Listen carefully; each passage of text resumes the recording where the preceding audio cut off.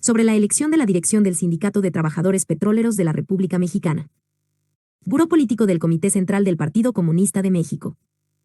Más de 89,000 trabajadores petroleros afiliados al Sindicato de Trabajadores Petroleros de la República Mexicana eligen a su secretario general, cargo vacante desde hace 2 años que fue destituido el corrupto exlegislador priista Carlos Romero de Champs. Desde el Partido Comunista de México hacemos los siguientes señalamientos de dicho proceso electoral. El papel del presidente López Obrador ha sido de abierta y grosera intromisión en la vida interna del sindicato petrolero, desde que asumió su cargo, esto en buena parte con la anuencia de los propios liderazgos disidentes, que confrontados con el viejo cacicazgo priista, se alinean a su política anticorrupción como la solución a los males que aquejan al sindicato. Perdiendo de vista que precisamente ese ha sido el principal mal que aqueja a los trabajadores de Pemex, pues el jefe del Ejecutivo es también el representante de la patronal, esto es el Estado mexicano, pues se trata de una empresa pública y ya sabemos que no se puede ser juez y parte. Que permitirle u otorgarle al presidente de la República la facultad de poder intervenir o incidir en la vida interna del sindicato da como resultado el corporativismo que se dice combatir. El control del sindicato se da a través de los aparatos estatales, del partido en el gobierno, del reparto de cargos públicos o de curules. 25 candidatos se registraron para contender por la Secretaría General, y sin embargo, esto no es una muestra de libertad y democracia sindical. Esto significa la dispersión del voto de los trabajadores. Esto es mantener y fomentar la división de los trabajadores, evitar la unidad que les dé la fuerza para defender sus conquistas y derechos laborales ante la patronal, el Estado mexicano a través de Pemex y sus socios, los monopolios que hoy controlan el sector petrolero.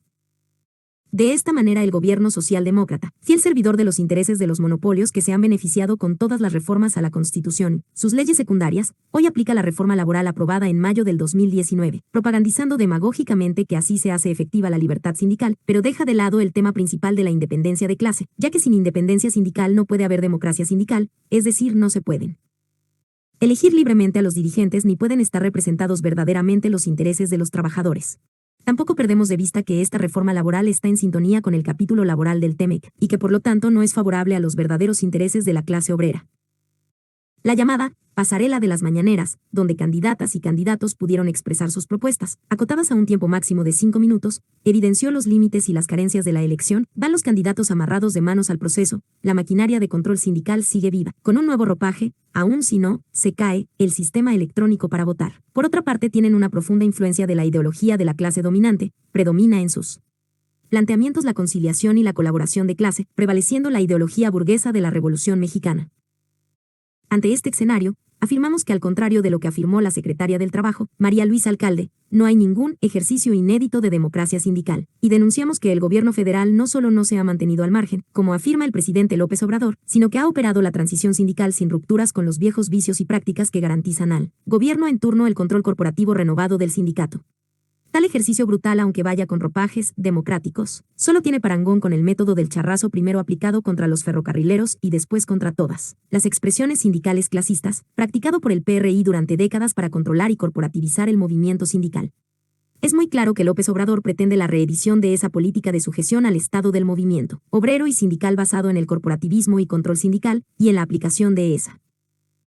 política tiene coincidencia plena con el Departamento de Estado de los Estados Unidos y la vicepresidenta Kamala Harris. Preservada la esencia se preserva con toda seguridad la forma, para una política sumisa al patrón y contra los intereses de los trabajadores. Si en su esencia ninguna de las planillas disidentes articuló su programa sindical con criterio clasista independiente, si no se reclamó la unidad de la disidencia en torno a un programa con dichas características, sino que se dispersó entre referentes personales, seccionales, locales, etc., cada uno con el mismo programa de caja de resonancia del gobierno en turno como supuestamente opuesto a la dirección charra, entonces el Estado como patrón se ha asegurado que todas las corrientes sindicales del STPRM no solo le permiten intervenir sino que compiten por ver cuál de ellas mejor sirve a la 4T, y es fácil de anticipar en dichas condiciones una ratificación del grupo que controla el STPRM. Esperamos que tras la contienda de hoy se pueda extraer esa lección. La estructura colaboracionista sirvió a los gobiernos señalados por el presente como neoliberales, pero se conformó como mecanismo de control sindical con mucha anterioridad, bajo el reformismo del llamado régimen revolucionario. A nadie debe sorprender que el grupo que controla al STPRM encuentre arreglo, acomodo y legitimación bajo nuevas formas mientras nadie lo someta al fuego de la crítica y la acción clasista. Los trabajadores petroleros todavía deberán recorrer un largo camino para poder conquistar definitivamente su independencia como clase. En este espejo se deben mirar todos los sindicatos y los trabajadores del país, pues con un gobierno socialdemócrata como el de Morena, no cambia la esencia de la política de los monopolios, pues no se anula la lucha de clases que se da como consecuencia de la contradicción entre el capital y el trabajo. Proletarios de todos los países, uníos. El Buró Político del Comité Central del PCM. 1 de febrero de 2022.